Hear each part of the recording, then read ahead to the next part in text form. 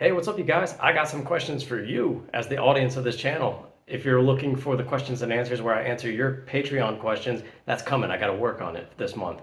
But I've been thinking, I've started a fourth Wind Waker randomizer because I know randomizers are the thing that got me to where I am so far with this channel today, and it's definitely still my most popular stuff. But my question to you, I basically have two overall questions for you guys as the audience of this channel. And that is simply, what do you like and why? And what don't you like and why?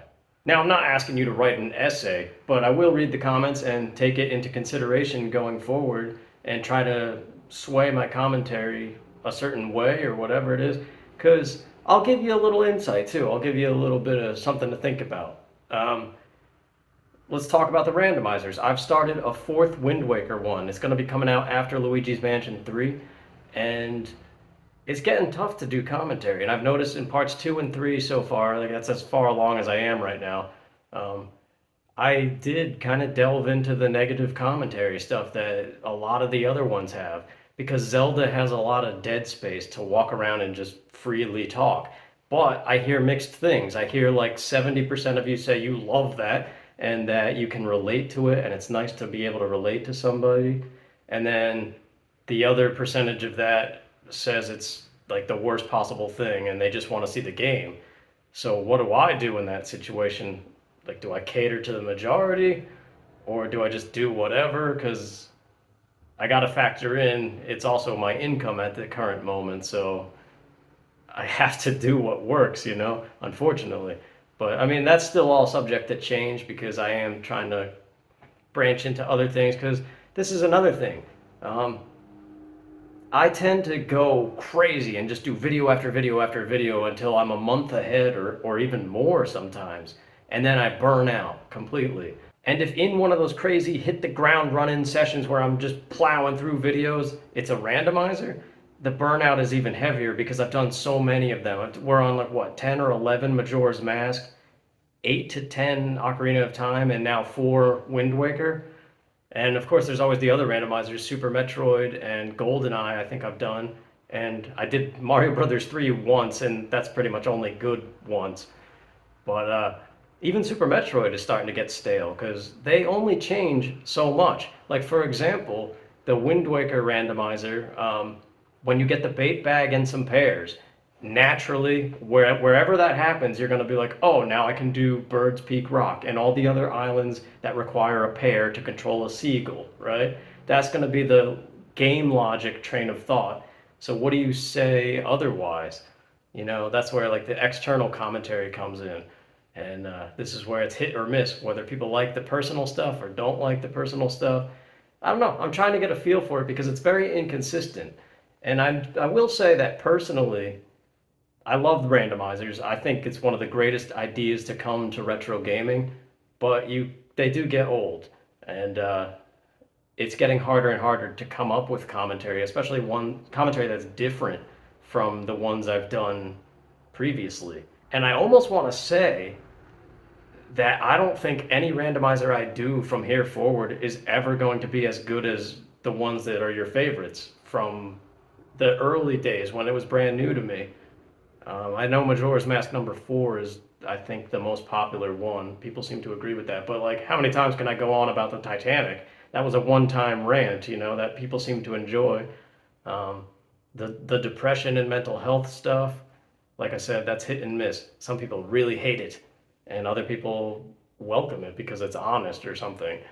Um, but I know I personally have started, like, at this current moment, I enjoy playing games that are newer, which is contrary to the channel name. But it gives me something new to talk about. It's invigorating, but even that is a double-edged sword. So this is another thing. Playing new games blind, let's say it's Breath of the Wild 2. If I tackle that as soon as it comes out, it's going to be a blind playthrough, just like Metroid Dread. Now, if we look back on the Metroid Dread Let's Play, I got a lot of crap for not using missiles or doing something right. And Luigi's Mansion 3, I'm missing a lot of stuff in there too, being a first time playthrough. And it just seems like people are getting annoyed that I'm not doing as well gameplay wise with some of these newer games that I'm playing blind. So it has me, sometimes I'm like, I should never do a blind playthrough ever again because like the reception is kind of brutal. So I don't know, but then that takes the fun out of it if I know everything and I'm just like, oh yeah, you got to do this and this and this. So yeah, it's a constant ebb and flow, I guess, of like what works, what doesn't, and what works now might not work next month or the several months down the road. It might work only this one time, and it's tough. So I'm trying to gauge from you guys what it is specifically, and specifically about the Zelda randomizers too, because that's what I hear all the time. No matter what I come out and do, inevitably somebody's going to say, "When's the next randomizer?" And so my question to you is, I guess, three questions. What do you like about this channel and why? What don't you like and why? And about the randomizers of Zelda specifically, what is it about them that's so great that we need to do another one? Because, yeah, I mean, I will. Like I said, I'm doing a Wind Waker one, and Majora's Mask is always a good time. But is it the game? Is it the fact that the items are in different places every time, even if they are kind of in the same places every time? Or is it my commentary over top of it, or a mixture of all of it? Because, like I said, the reception is mixed. Sometimes it seems like people are there because they want to hear what I have to say about life or whatever it is I ramble into that gets all sketchy. Um, and other people seem to be like, I just want to see more Zelda. And like, I just don't know what to do with that information. So I'm just trying to dissect it, I guess, and get a little bit better of an idea of why those are popular and why we need to push it to like number 40 and number 50. But also speaking about YouTube in general, I'm fully aware with Let's Play channels, you can't spend every day watching them. So even having a daily upload schedule or even every other day is sometimes asking too much of people. So I know it's very easy to fall behind. Like I have a bunch of favorite Let's Players and I'm behind on their stuff because I get too busy doing my own videos or whatever. And yeah, it's just impossible for it to stay consistent. So that can mess up my perception of the reception as well, because it might seem like something didn't work out, but it actually just worked out fine. It's just people haven't had the time to go see it yet or whatever. But yeah, it's all just trying to figure out what works so I can lock down a more consistent thing until it kind of falls back into the realm of hobby, being that I get another job on the side again. Um, but yeah, that's really all I want to know. That's just let me know. Let me know your thoughts about everything. About me, the channel, what I do, the content, specific content versus other content. Um, Even stuff like those walking vlogs. I know people talk about them a lot and they want to see more of them, but that's not gaming, so it kind of doesn't fit on the channel. I just do it when the mind is going crazy. And I'm trying to curb the mind going crazy. So, I don't know.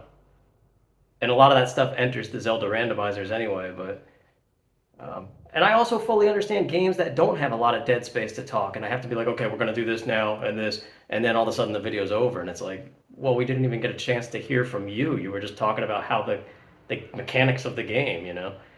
So it's very tricky sometimes. But yeah, I'm rambling again. So what do you like about the channel and why? What don't you like and why?